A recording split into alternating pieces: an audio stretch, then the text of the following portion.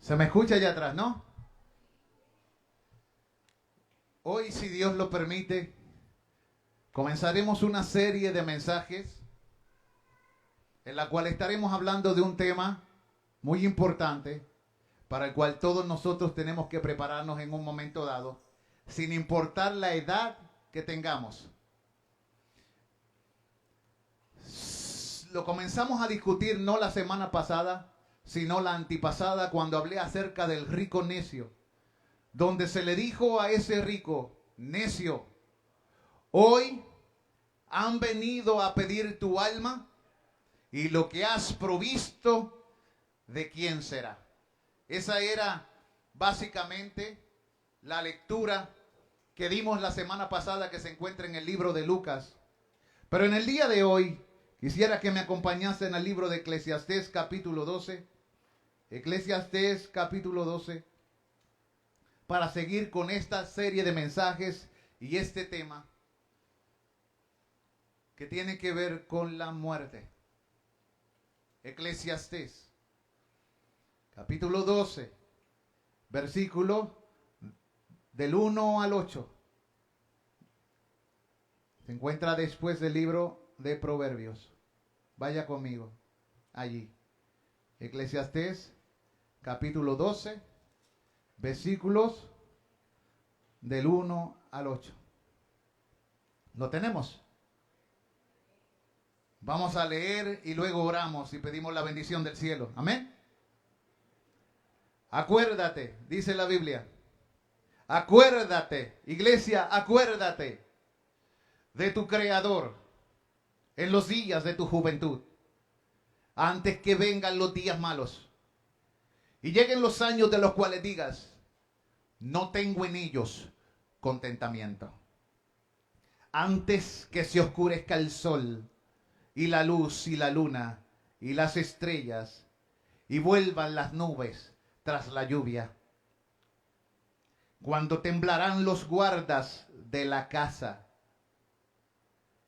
y se encorvarán los hombres fuertes. O sea, cuando tus piernas tiemblen y tu espalda se doble. Y caerán las muelas porque han disminuido. Y oscurecerán los que miran por las ventanas. ¿Qué dice ahí? ¿Quiénes son esos? Los ojos. Y las puertas de afuera se cerrarán por lo bajo del ruido, dice la Escritura. O sea, los oídos, dice, las puertas de afuera por lo bajo del ruido de la muela. Cuando se levantarán la voz del ave y todas las hijas del canto serán abatidas. Cuando también temerán de lo que es alto, y habrá terrores en el camino, y florecerá el almendro. ¿Cómo florece el almendro? ¿De qué color se pone? ¿Verdad? Se pone blanquito, ¿no? O sea, cuando el pelo se pone blanco, y florecerá el almendro, y la langosta será una carga, y se perderá el apetito, porque el hombre va a su morada eterna, y los endechadores andarán alrededor por las calles, antes que la cadena de plata se quiebre. ¿Saben de qué está hablando ahí? De la espina, ¿verdad? De la sal. Antes que la cadena de plata se quiebre y se rompa el cuenco de oro, y el cántaro se quiebre junto a la fuente, y la rueda sea rota sobre el pozo, y el polvo vuelva a la tierra como era, y el espíritu vuelva a Dios quien lo dio. Vanidad de vanidades, dijo el predicador, todo es vanidad. Oremos. Soberano Señor, te doy gracias y te pido la sabiduría del cielo, porque para estas cosas, ¿quién es suficiente? Te ruego que hables a nuestros corazones y nos des entendimiento.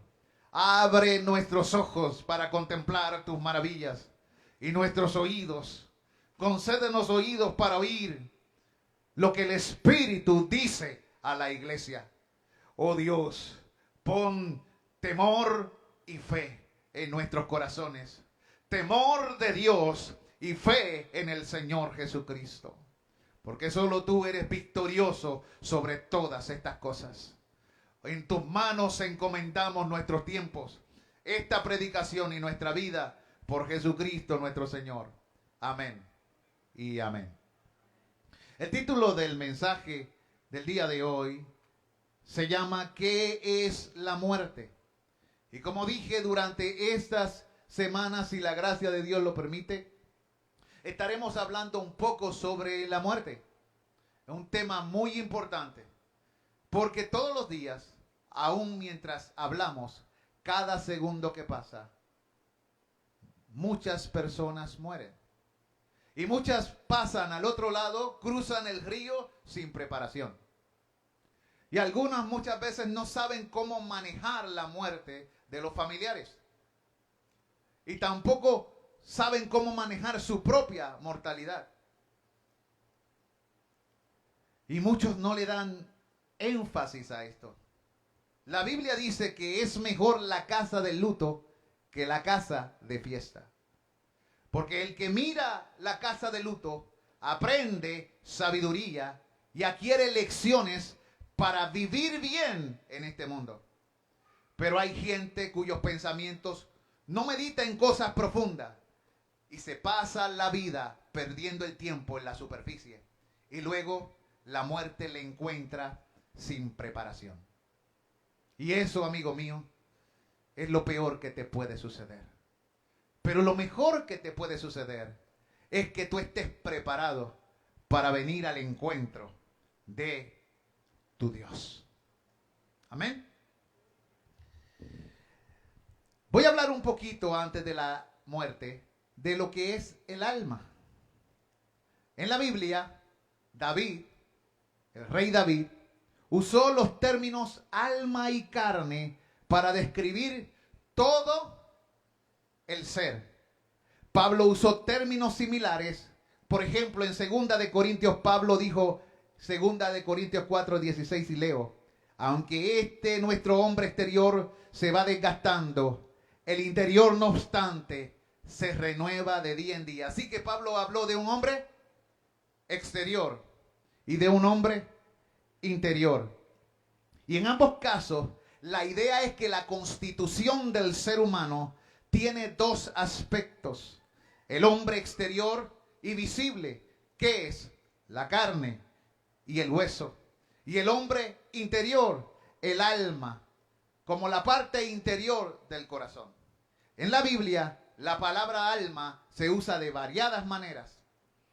La palabra hebrea, nefesh, se emplea varias veces en el Antiguo Testamento, donde más a menudo se traduce como alma, 428 veces. Sin embargo, dependiendo del contexto, el traductor pone esta palabra como vida. Así que a veces la palabra alma significa la vida. Otras veces significa el individuo o la persona. Otras veces cuando se habla del alma está hablando del corazón de la persona o de su mente, o sea, de su ser interior. En el Nuevo Testamento, la palabra que se usa se intercambia como espíritu y alma, y las dos cosas son lo mismo y a veces se intercambia lo uno con lo otro. Hay dos textos solamente en la Escritura donde la Biblia hace una diferencia entre el alma y el espíritu. Y no es que haya diferencia, simplemente el apóstol en una está diciendo que la palabra de Dios es tan contundente que puede hacer división entre lo que no puede ser dividido. Por ejemplo, el tuétano y el hueso son una misma cosa. Sí, porque el tuétano y el hueso son la misma cosa, pero para Dios puede ser hasta diferente. Pero no significa que esos son dos cosas diferentes, porque la Biblia intercambia la palabra alma y espíritu, y esto es importante que lo entendamos. Las Sagradas Escrituras enseñan que el cuerpo humano es algo especial creado por Dios. Y esto es importante porque los griegos decían que el cuerpo era malo y el ser interior era bueno. Y eso es mentira. Todo el hombre ha caído en pecado, tanto en cuerpo como en alma. Pero el cuerpo, cuando Dios lo creó, al principio, claramente dijo que todo era bueno y bueno en gran manera. Dice en la Escritura que Dios tomó del polvo de la tierra y sopló sobre él y fue el hombre un ser viviente, pero la Escritura lo que dice es alma viviente. En el original eso es lo que dice, un alma viviente. Ejemplo, cuando nosotros decimos, ¿cuántas almas se reunieron en el Isidoro García? ¿De qué estamos hablando? ¿De solo el hombre interior o de todo su ser? La palabra de Dios muchas veces nos habla así. Por lo tanto, cuando nosotros investigamos las Escrituras, tenemos que ser exhaustivos, no sea que enseñemos una falsa enseñanza y desviemos los corazones de los hombres. Pero lo que sí sabemos que es que la Escritura toda enseña es que el hombre consiste de dos partes. Una parte inmaterial y otra parte material. 420 y pico de versículos dicen esto. Y solo 2 versículos hacen separación entre alma y espíritu. Y cuando los estudiamos exhaustivamente, nada tienen que ver con que sea algo distinto. Eso se llama circunloquio o paráfrasis que usa el apóstol Pablo con el propósito de enfatizar el poder y la potencia de Dios para poder escudriñar lo que nadie puede separar. Eso es todo lo que significa cuando usted lo estudia profundamente. Ahora, habiendo dicho estas cosas, la Biblia enseña que la interacción entre el cuerpo y el ser interior es algo continuo. Ciertamente, el alma le da vida ¿a qué? Al cuerpo. El hombre interior, el espíritu humano, le da vida al cuerpo, porque la Biblia claramente enseña que sopló Dios sobre el hombre y fue el hombre un ser viviente. Antes de ese soplo, antes de que su espíritu fuese derramado, el hombre era barro, polvo, o como dice en Génesis, barro rojo, tierra roja. La muerte, entonces, ¿qué es? ¿Qué es la muerte? La Biblia no los dice. En el versículo 7 que leímos en Eclesiastés, dice, y el polvo vuelva a la tierra como era, y el espíritu vuelva a Dios, quien lo dio. ¿Qué es la muerte? ¿Hay una respuesta específica para esto? ¿Una respuesta satisfactoria? Tal vez no. Pero la Escritura, según ese texto, dice entonces que la muerte es la separación ¿de qué? Del ser interior con el cuerpo. La muerte es la disolución de una unión. Dios unió en el principio el espíritu con la carne. Y el cuerpo, dice la Biblia, vuelve al polvo en que nos convertimos nosotros. Y el espíritu va ¿a dónde? A Dios. También la muerte es un fin. Para nosotros la muerte es un fin. Acuérdense, vamos a estar estudiando la muerte en diferentes perspectivas. No una sola perspectiva. Pues la Biblia habla mucho de la muerte. Y la razón por la que Cristo vino es para librarnos ¿de qué? De la muerte. Y el postrer enemigo que Cristo venció, ¿cuál fue? La muerte. Y la muerte y el Hades, ¿dónde serán echados? Al lago de fuego. Por lo tanto, la muerte tiene diferentes perspectivas. Y es importante que usted las entienda todas las posibles. Para que cuando hable con sabiduría, con entendimiento y también pueda bendecir a los que están alrededor suyo, que están pasando por un proceso de dolor. Porque la muerte, en cierto sentido, es un fin. ¿A qué me refiero? La muerte acaba con toda relación terrenal. Estoy hablando desde el punto de vista humano. La muerte acaba con toda relación terrenal. Aún con el matrimonio. Cuando casamos a las personas, ¿qué decimos? Hasta que la muerte los separe. Así lo hacemos. Hay personas que quieren estar casados por toda la eternidad. Sí, eso sucederá, más que con Cristo. Pero tú y yo seremos que desligados de esa persona que amamos tanto. ¿De verdad que quieres separarte de mí? Es que tú no entiendes. Porque no entendemos ni la sabiduría ni el poder de Dios y entonces lloramos. Aunque hay veces durante el día cuando estamos en esa relación que pedimos la muerte. Señor, llévame ya, o llévatela o llévame.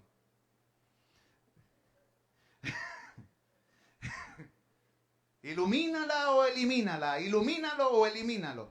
Sí, porque no sucede. No sucede cuando somos duros de corazón y el pecado ha llenado nuestro corazón, nos llenamos de rencores, de odios, de desamor. ¿Ve? Cuando el pecado entra nos lleva a pensar así. Pero la muerte, en cierto sentido, es este fin que acaba con toda relación terrenal. ¿A qué me refiero? La persona muere y ya no nos podemos relacionar con él. No podemos tener comunión con él, no podemos compartir con él. La muerte también acaba con todos los planes. La semana que viene, si Dios lo permite, voy a continuar hablando de este mensaje. Pero si me muero, ¿qué va a suceder?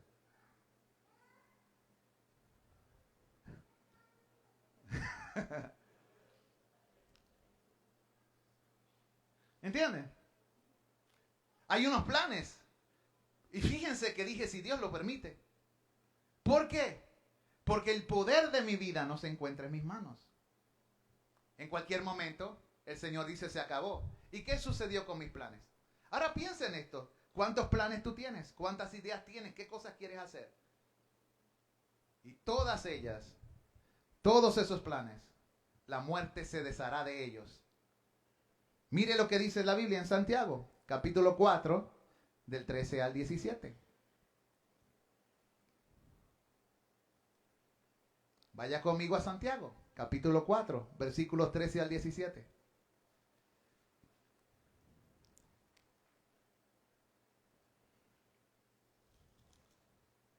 ¿Lo tenemos? Leo. Vamos ahora. Los que decís, hoy y mañana iremos a tal ciudad. Eso es un plan, ir a tal ciudad. Nosotros planeamos ir a Guatemala. Y fue la gracia de Dios la que nos concedió ir allí. Pero muy bien pudimos haber muerto. ¿Y qué hubiese sucedido con ese plan? ¿Y qué hubiese sucedido con el dinero? Les aseguro que la línea aérea se hubiera quedado con ellos y por más que peleara a mi esposa no le devolverían el dinero. A veces hay planes. ¿Qué hacemos? Y dice, hoy y mañana iremos a tal ciudad y estaremos allá un año y traficaremos y ganaremos. Cuando no sabéis, lo dice ahí, ustedes no saben lo que será mañana. Porque, ¿qué es vuestra vida? Ciertamente es neblina. Por cierto, la palabra vanidad también significa vapor o neblina. ¿Sabían ustedes eso? Acuérdense que al principio leímos vanidad de vanidades, todo es vanidad, además de absurdo, vacío, nulo. Esa palabra también significa vapor o neblina. Y aquí esto está citando el libro de Proverbios. ¿Qué es nuestra vida? Es neblina que se aparece por un poco de tiempo y luego se desvanece. Amados hermanos, ¿se acuerdan de sus tatarabuelos? ¿Quién me puede decir el segundo apellido de su tatarabuelo?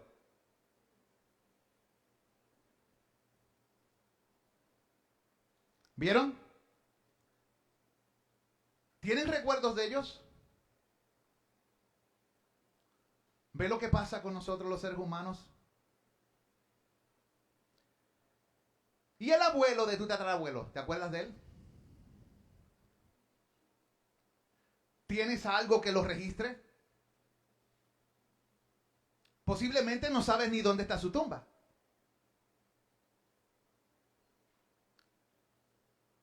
O no sabes si lo enterraron en el lugar que dice que lo enterraron. Yo quiero ponerlos a pensar y analizar acerca de la vida y de las cosas importantes de la vida. Lo que tiene importancia.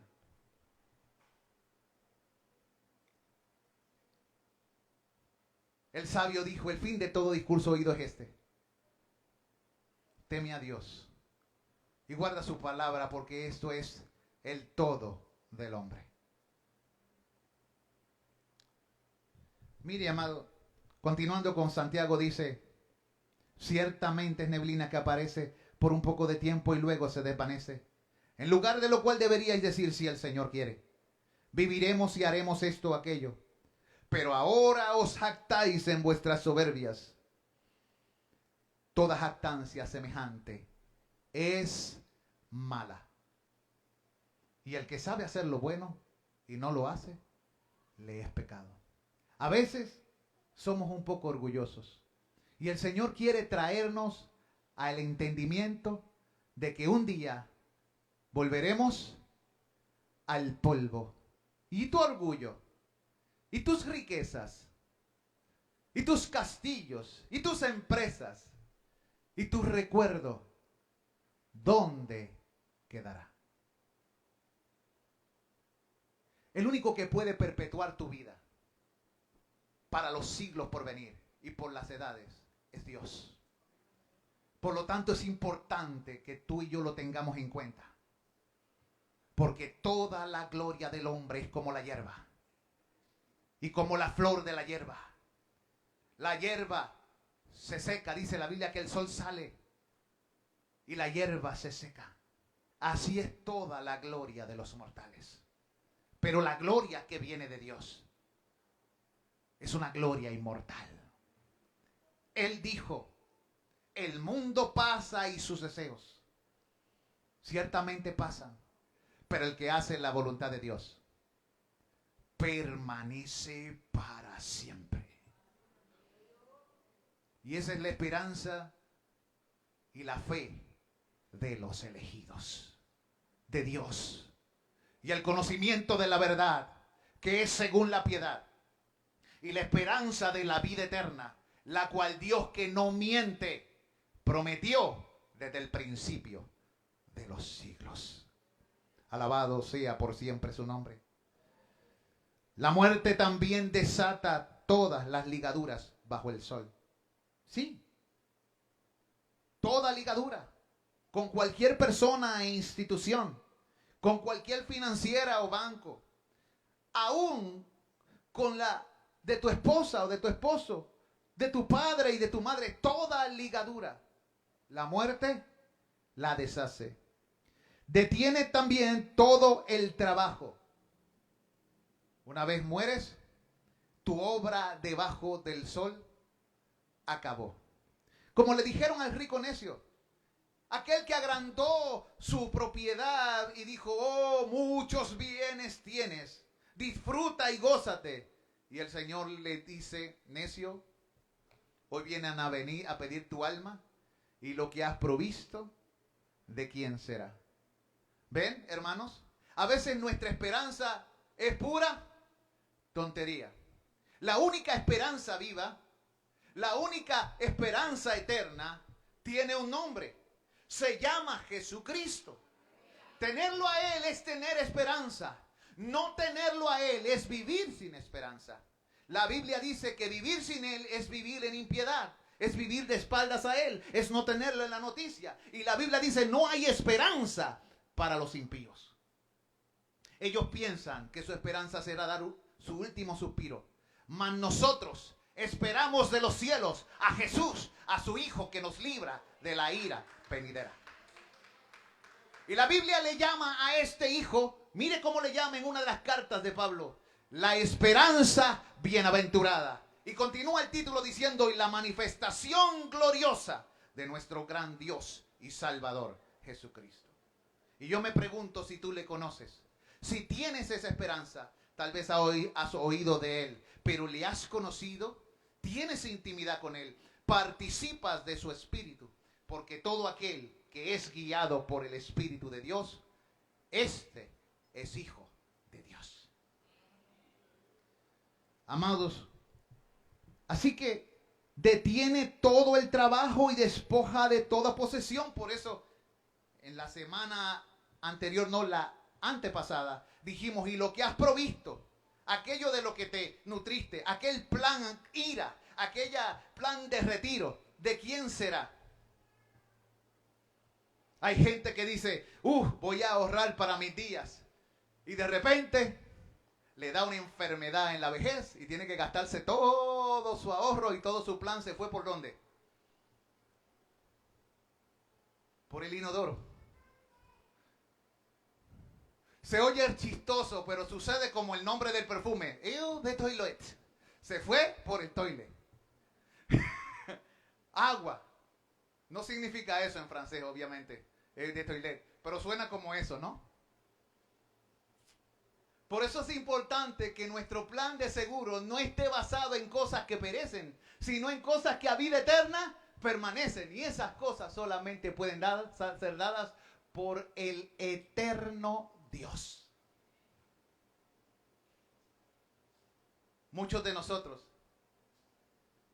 estamos envejeciendo y nos damos cuenta que aquellas cosas que antes nos importaban ya no son tan importantes para nosotros.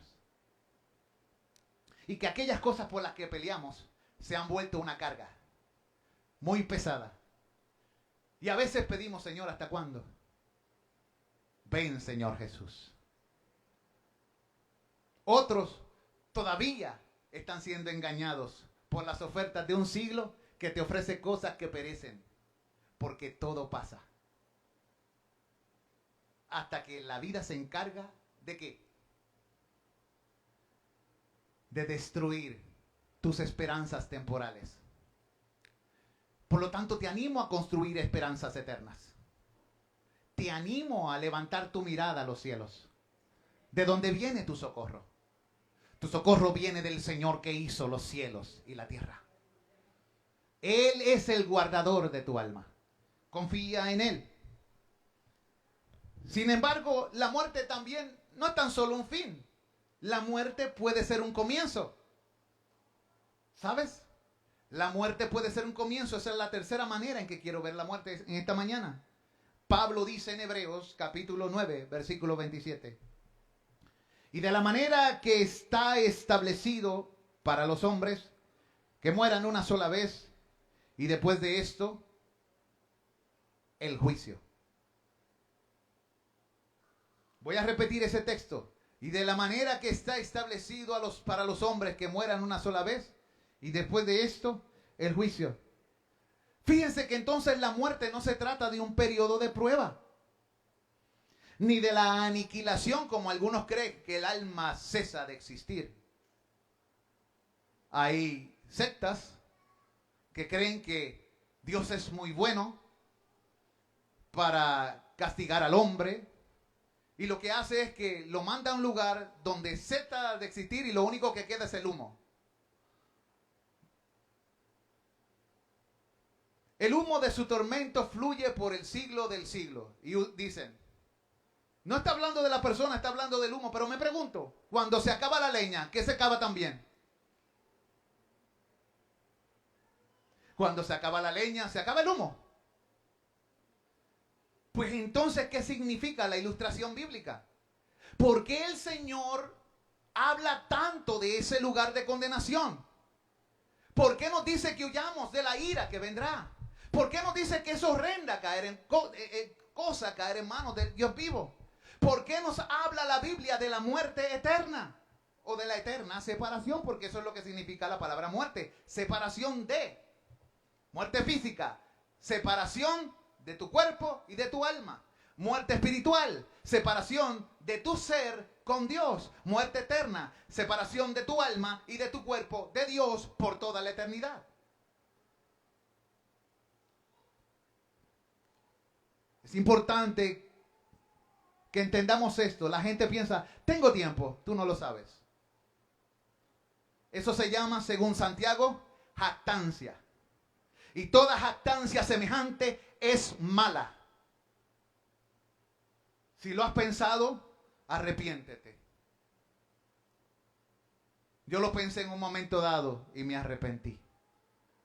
No puedo enorgullecerme. Me doy cuenta lo frágil que soy y lo débil que soy. Yo estoy aquí ante ustedes estando siendo sostenido por el poder de Dios. Yo no sé ni cómo yo estoy de pie. La verdad es que me siento sumamente débil.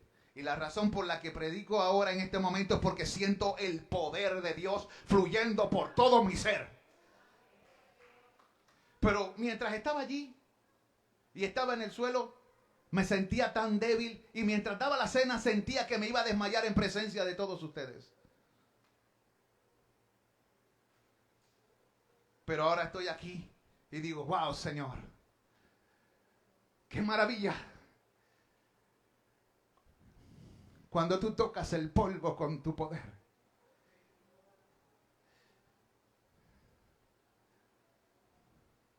Pero dejándome tú, soy como los que descienden al sepulcro.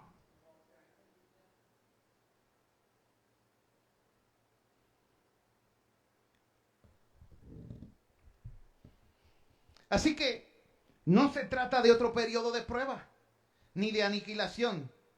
Tampoco se trata de un sueño eterno, sino de un juicio, como está establecido para los hombres, que mueran una sola vez, y luego el juicio. Hay una sentencia para el pecado. La paga del pecado es muerte, y la muerte nos separa de Dios, y es un juicio emitido de Dios. También puede ser considerada la muerte como un tiempo de siembra. Hermanos, la muerte como un tiempo de siembra. No entiendo, explícame eso. Vaya conmigo a Primera de Corintios, capítulo 15, versículos 42 al 43. Primera de Corintios, capítulo 15, versículos 42 y 43. Y veamos la muerte como un tiempo de siembra para el futuro. Es lo que nos va a hablar ahí. Vean que es un tiempo de siembra para el futuro. Hermano, la muerte es un tiempo de siembra para el futuro. Ahora leo, Primera de Corintios capítulo 15, versículos 42 al 45. Así también en la resurrección de los muertos se siembra en corrupción. ¿Qué dijimos? Que es un tiempo de siembra, ¿para qué? ¿Y qué es lo que se siembra? Se siembra en corrupción. Pero cuando el cuerpo se levante, dice, resucitará en incorrupción. Así que se siembra un cuerpo corruptible que se deshace, que se despedaza, que se desmorona, que se marchita, que se descompone. Pero se levanta un cuerpo incorruptible. Dios hará de nosotros algo indestructible. Él ha preparado para nosotros una morada eterna, algo que el tiempo no podrá consumir, y los ojos de todos lo verán, para que en los siglos venideros las abundantes riquezas de su gracia en su bondad para con nosotros sean proclamadas por todos aquellos que han recibido el favor del Eterno. Todos los ojos lo verán. Estos son de aquellos los que han sido cubiertos con la sangre del Cordero y han emblanquecido su ropa, y sus obras con ellos siguen. Aleluya. Pero continúa el texto diciendo en el versículo 43, se siembra en deshonra. ¿Ven? En deshonor. Es que es una vergüenza. La muerte, la separación es una vergüenza. ¿Quién dijo que era algo bonito? ¿Quién dijo que era algo necesariamente bueno? La muerte es el resultado ¿de qué? Del pecado, de la rebelión. Por eso, en la Escritura se le llama a nuestro postrer enemigo. Gracias, chicos.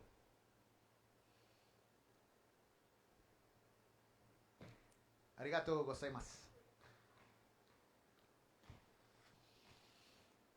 Se le llama nuestro postrer enemigo. Y el Señor se ha encargado de ello por nosotros. Dice que se siembra en deshonra, pero gracias a Dios que no acaba allí. ¿Qué dice? Resucitará en gloria. Aleluya. Resucitará en gloria. Se siembra en debilidad, porque la verdad es que cuando vamos a ese lugar se manifiesta realmente cuán débiles somos. El orgullo del hombre en la cama de los hospitales o en su cama de muerte va al polvo. Aún los ateos que levantaron el puño contra el cielo. Cuando tú lees sus últimas palabras, y yo he leído las palabras de muchos de estos últimos ateos, todos ellos tiemblan ante lo por venir. Y algunos allí gritan, oh, ¿quién me librará de esto? Le quita el orgullo y la vanidad a todo ser humano. Y se descubre a sí mismo como un ser frágil y débil. Pero ese no es el fin. Por causa de Jesucristo, el que muere en el Señor resucitará en poder. La palabra energión. ¿Ve? En poder. Así que, amigos, si tú estás en Cristo, estás destinado para lo incorruptible, para lo glorioso y para el poder. Por eso se nos dio el Espíritu, para que aprendamos estas cosas y entendamos que nosotros no somos como los que no tienen esperanza.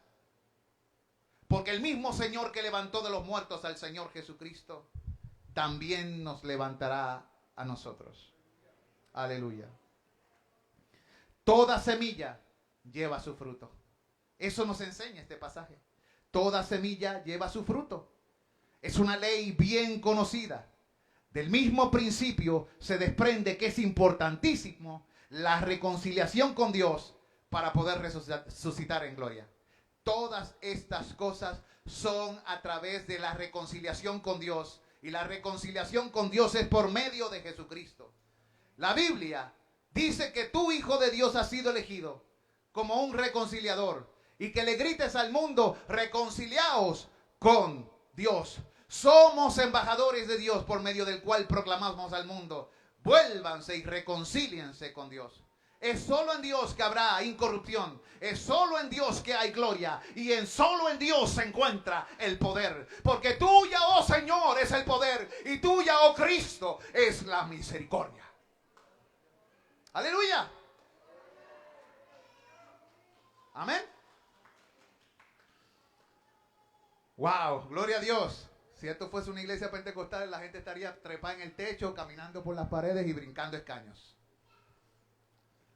Y tendrían razón, ¿sabe?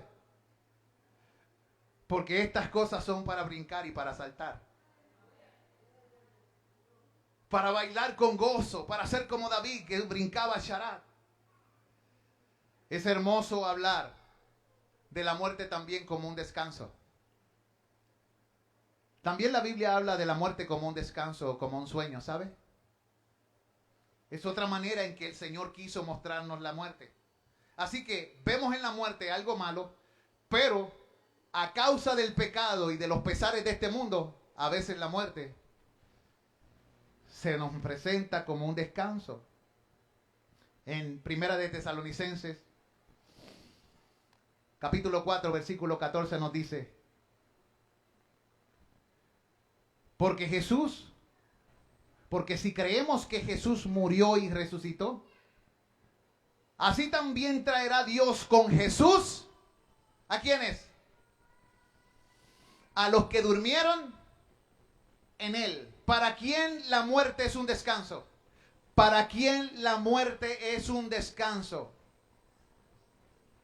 Para los que durmieron en él. La muerte es un descanso para el que no tiene a Jesús como su fundamento. No. No lo es. Pero para aquel que está en Cristo es un descanso. El Señor Jesús, al hablar, por ejemplo, de la hija de aquel noble, de un rico llamado, ¿cómo? ¿Cómo se llamaba? Jairo, ¿no? Era un noble, principal de la sinagoga. Al hablar de la hija de aquel noble, dijo que no estaba muerta. ¿Qué fue lo que dijo? Ella no está muerta, sino que duerme.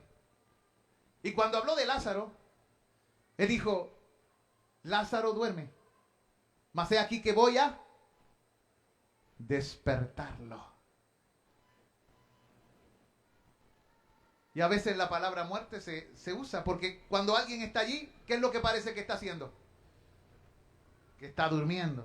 Dormir Dormir es un estado de descanso, de falta de conciencia. Y pongo entre paréntesis porque cuando dormimos mucho, ¿qué soñamos? Pero es un descanso de falta de conciencia de las cosas de este mundo. Con respecto a los acontecimientos de la tierra, allí se vive en una paz absoluta. Es posible que los amigos estén afligidos, pero los que están dormidos no lo saben.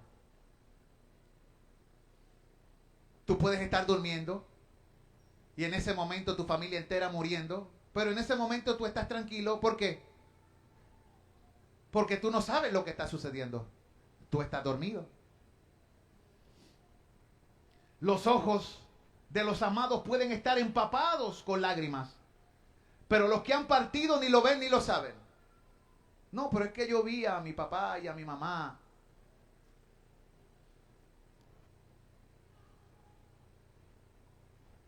Me visita todas las noches.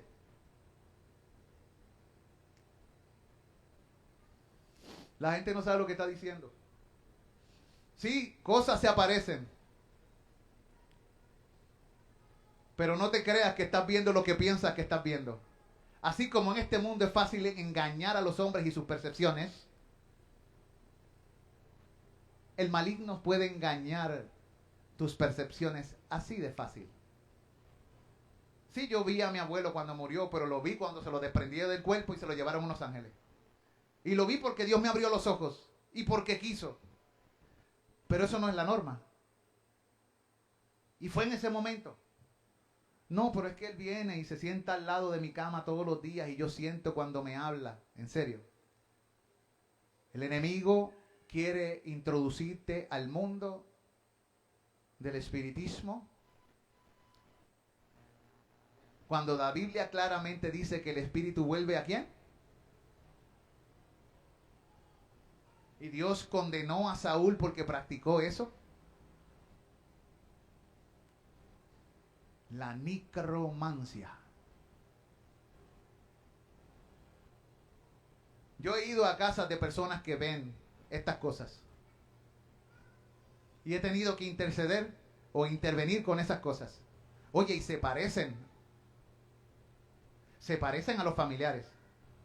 Pero cuando les presento el nombre de Jesucristo y oro, por alguna razón gritan feo y se muestran enojados y se largan del lugar. Entonces me pregunto, ¿qué pasó aquí? Porque esas cosas suceden y hay que lidiar con ellas. La luz en las tinieblas resplandece.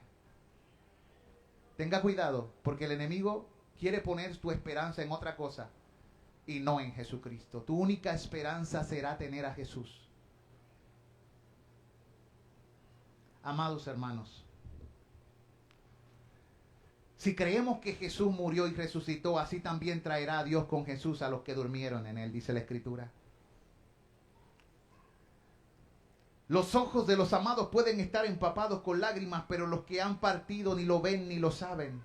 Las huestes de la tierra pueden gemir y quejarse, pero los muertos no son sensibles a su angustia.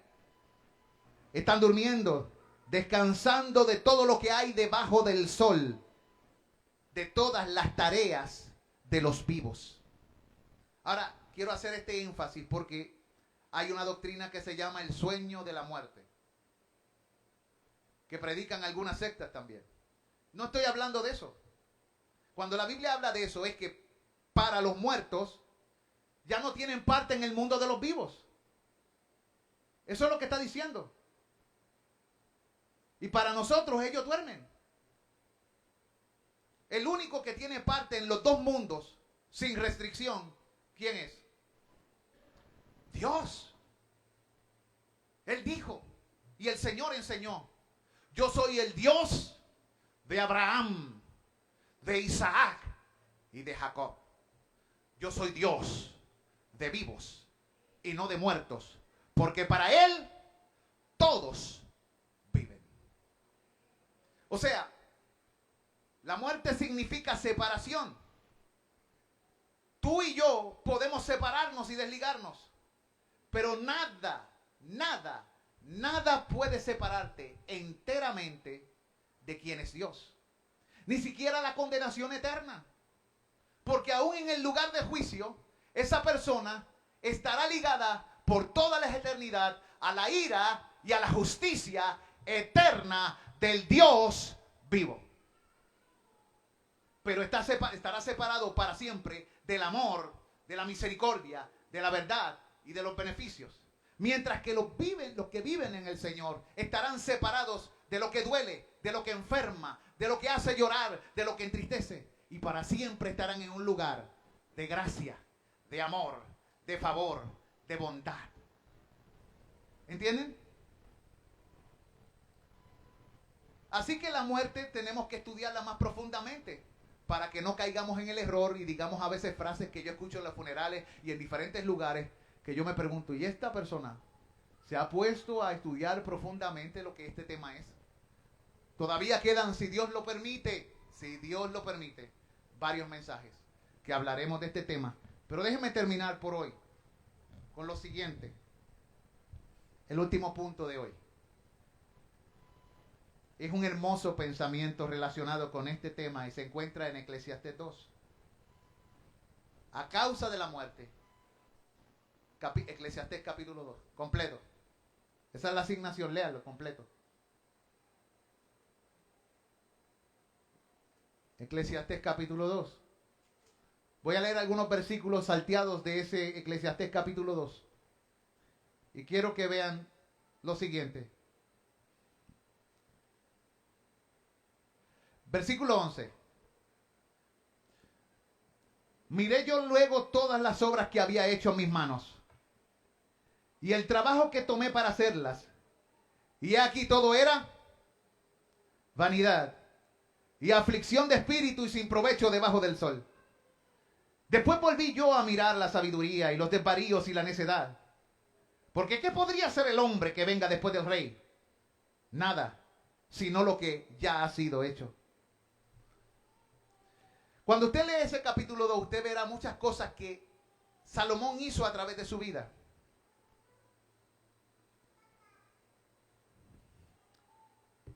Y en el versículo 17, mira lo que dice. Aborrecí, por tanto, la vida, porque la obra que se hace debajo del sol me era fastidiosa, por cuanto todo es vanidad y aflicción de espíritu. Asimismo aborrecí todo mi trabajo que había hecho debajo del sol, el cual tendré que dejar a otro que vendrá después de mí. Y quién sabe si será sabio o necio el que se enseñoreará de todo mi trabajo en que yo me afané y que ocupé debajo del sol mi sabiduría.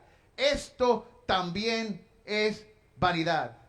Volvió por tanto a desesperanzarse mi corazón acerca de todo el trabajo en que me afané y en que había ocupado debajo del sol mi sabiduría. Más adelante él habla de la importancia del trabajo, porque el trabajo no es que sea malo.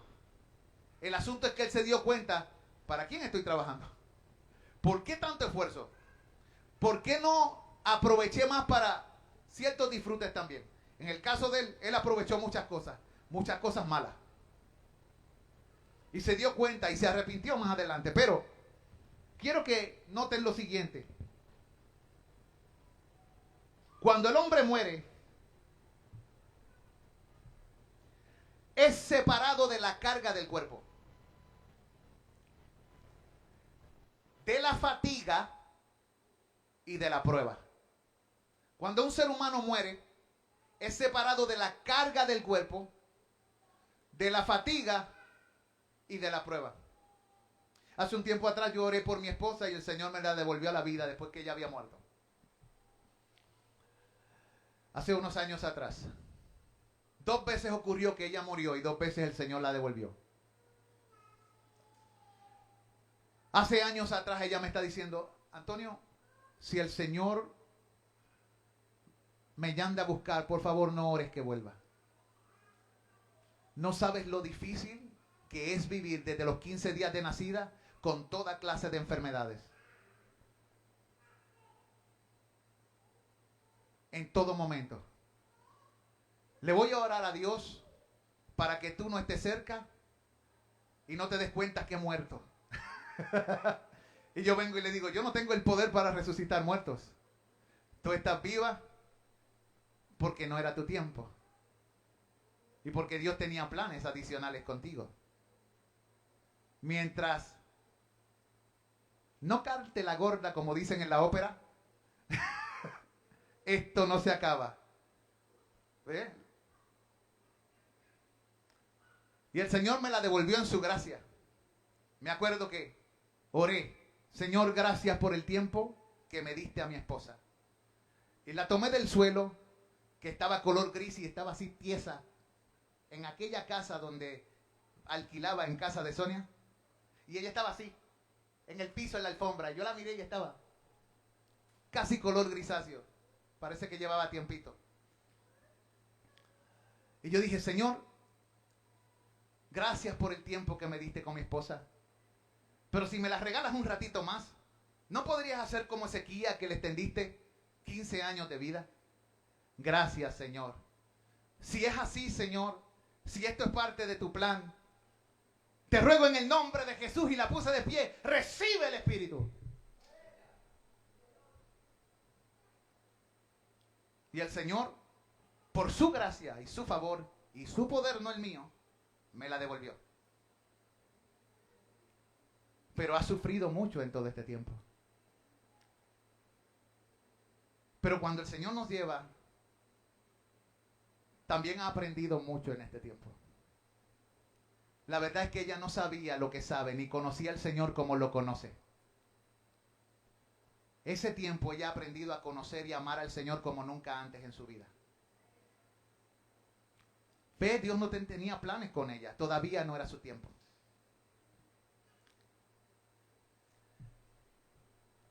Cuando dormimos, sentimos que estamos reposados. Las tribulaciones se han ido. Pero para los creyentes,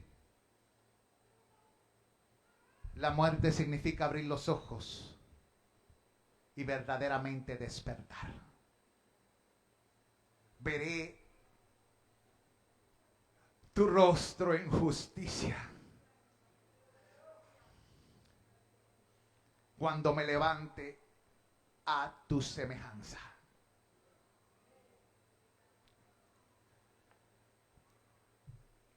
Un día, aquellos que han sido plantados en la muerte para resucitar en la primavera de la vida, para vivir, ya no en el tiempo, sino en y por la eternidad,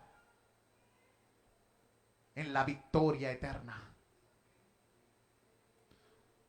Se gozarán porque serán pastoreados por aquel que es el pastor de los pastores, el Rey de los reyes. Y no habrá más enfermedad, ni más dolor, ni penas, sino la resurrección en gloria y nuestra entrada en el territorio de los vivientes, con Dios, con Cristo y con el Espíritu de los justos hechos perfectos, los santificados. Qué gran gozo. Cuán gloriosa será la mañana cuando vea a Jesús el Salvador y las naciones unidas como hermanas darán la bienvenida al Señor. Oremos y luego cantemos al Señor. Soberano Dios, gracias por tu palabra y por tu instrucción y por tus enseñanzas. Te oré y te creí. Me instruiste y fui enseñado. Me capacitaste y me capacitas. Y así te ruego que el entendimiento llene los corazones de los santos aquí presentes y de los que escucharán a través de las redes. Mientras vamos por esta serie de mensajes acerca de la muerte, de su certeza y de muchas otras cosas más, nos encomendamos a ti y a la palabra de tu gracia, que tiene poder para santificarnos, para separarnos y darnos herencia entre los santificados. A ti sea la alabanza y la gloria en los cielos y en la tierra y en los abismos. Solo tú reinas, solo tú eres Señor. Bendito seas tú, oh Dios, desde la eternidad y hasta la eternidad.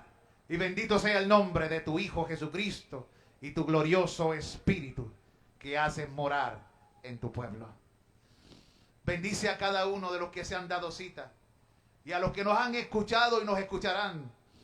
Abre sus ojos para entender y concédeles la fe de los que le temen y el temor del Omnipotente. Enséñales a creer en ti para vida eterna y arrepentirse para con Dios y poner toda su confianza solo en Jesucristo. Porque esta es la vida, conocerte a ti, el único Dios verdadero, y a Jesucristo, a quien enviaste. A ti sea toda la gloria en el nombre de Jesús. Amén. Cantemos al Señor.